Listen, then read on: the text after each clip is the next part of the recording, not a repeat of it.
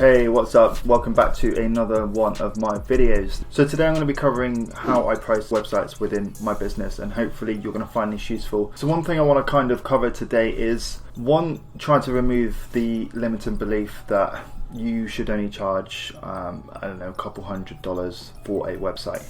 Your time is so much more valuable than that, whether you are a beginner or not. You should definitely be charging more than that.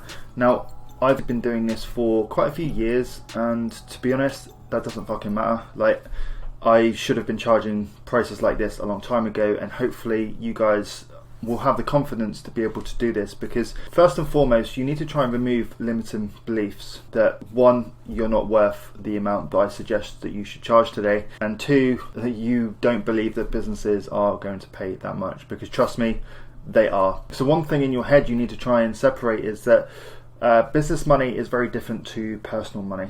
When you're working with a business, they tend to have much larger budgets than you realize in order to pay for a website, which is essentially one of their biggest marketing tools. Now, before we jump into this, over 90% of you guys who are watching haven't yet subscribed, which is madness. So if that's you, hit the subscribe button, I'd really appreciate it, and give the video a thumbs up as well, because it's going to help other people find this content. So yeah, let's go. So pricing website design. First and foremost, you need to believe in yourself, and you need to believe in the services that you are delivering. You know, as soon as you start second guessing your worth or your capabilities, you're not going to price as high as you should be, and you're going to end up selling websites for a small fee.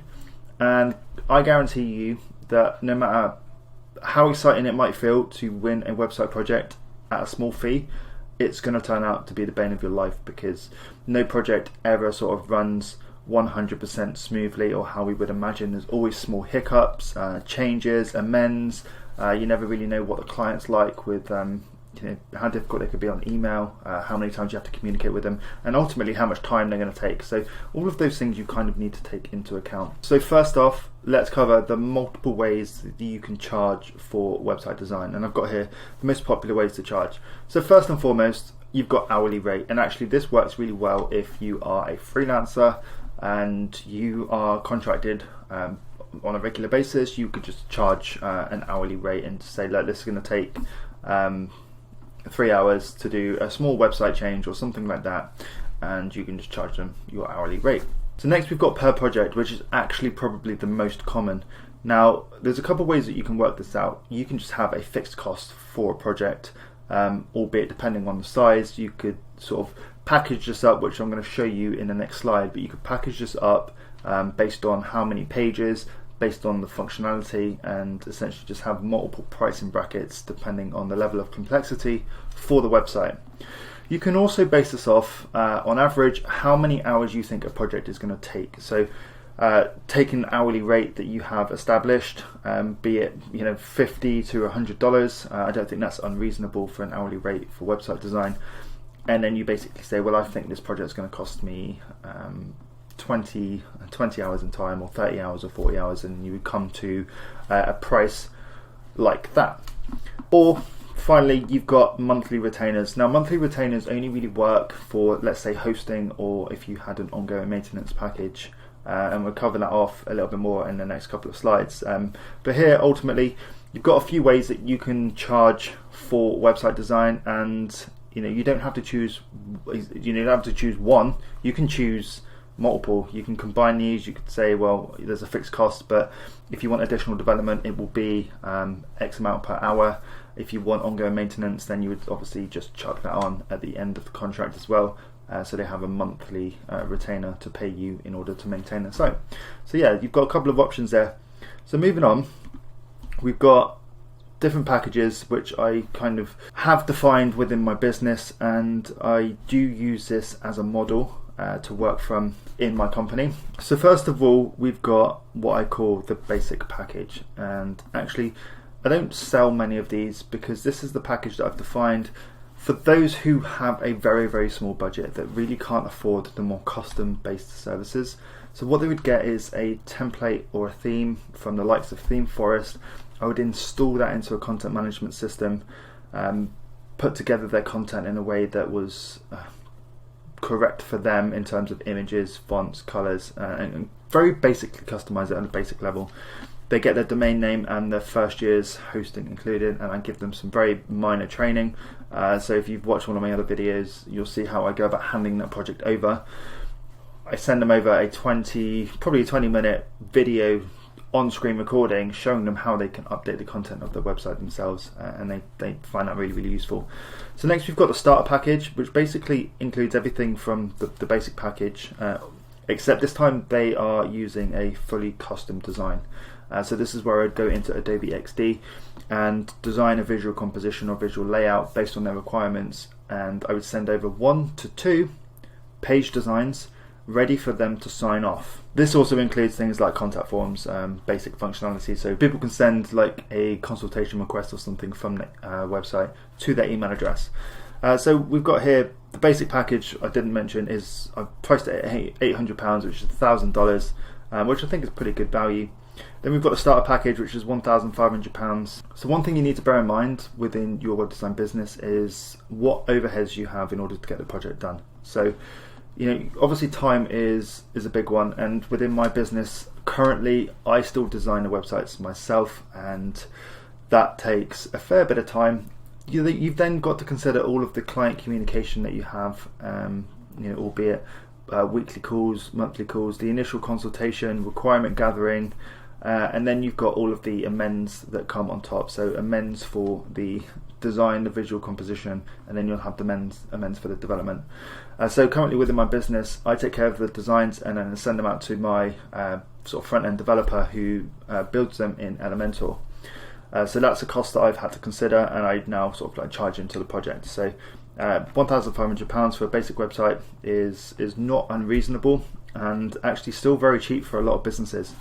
Moving on, we've got the professional package, and this includes everything from starter, but this time there's slightly more pages. We've got 5 to 10 pages, 2 to 4 page template designs. So I will put together 2 to 4 visual templates that will give them a real good sort of feel as to how the site will look like when it's built. So it kind of gives them that sense that, okay, this is the color scheme, this is sort of the layout, this is the brand or the business brand that's sort of been encompassed into the design. You can utilize and manage to achieve that with just a couple of page templates. You don't need to build a page or design a build. You don't need to design. So you don't need to design a page template for every single page within the website. It's just a waste of time, honestly, guys. And then included in the professional package, we've got things like custom content, blog, or portfolio. And then finally, the biggest package is e-commerce. So this gets everything on the other 3 packages, 10 plus pages, because an online store tends to be a lot more than just a blog or a couple of home, about, and contact pages. You've got all of the product pages that you need to consider as well. Plus you've got e-commerce functionality, you've got the purchase process that you probably need to, on a basic level, design for, just to show them what that will look like, and then you need to, you know, build it. On top of that, you've got all of the customer emails that come with ecom. So actually £3,600 is sort of like the entry level for me. That's why I've put 3,600 plus, because 3,600 is sort of the entry level, and depending on how big their store is will depend on how much that figure increases. But hopefully this has given you a pretty sort of good insight as to what you can be charging within your web design business. Do consider all of your overheads and other additional costs that may come in, whether it is software, plugins, resources, additional development, contractors, all of that stuff. So here we've got a base rate of sort of the pricing model that I tend to utilize in my business, but one thing that you might want to consider is taking a more value-based pricing approach.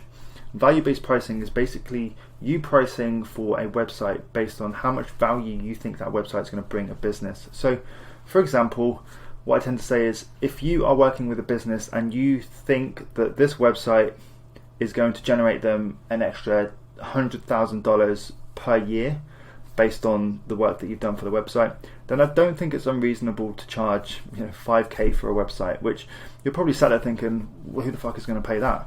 But a business that's generating hundreds of thousands of dollars a year, a 5k website is going to be absolutely nothing for them. So, you know, the bigger businesses that you target, the more budget they tend to have, and the more you can actually sell web design services for. the businesses on the smaller end of the scale tend to have a less budget, so that's why these lower end packages will probably be more beneficial for them. So moving on to additional extras. So you might think, well, what do I do when the requirements are not as specific as we have in the packages? So what I tend to do here is, if they have requirements that don't fit my packages, I will choose the best package that does fit them. And then what I would do is say, okay, well, you have additional development on top or custom content, and that is going to cost them an extra £250 on top. It might be that you've got a portfolio as well as a blog, or they've got something quite unique like a gallery, or just some very specific custom calculator, or anything that's going to require either additional plugins or additional development time.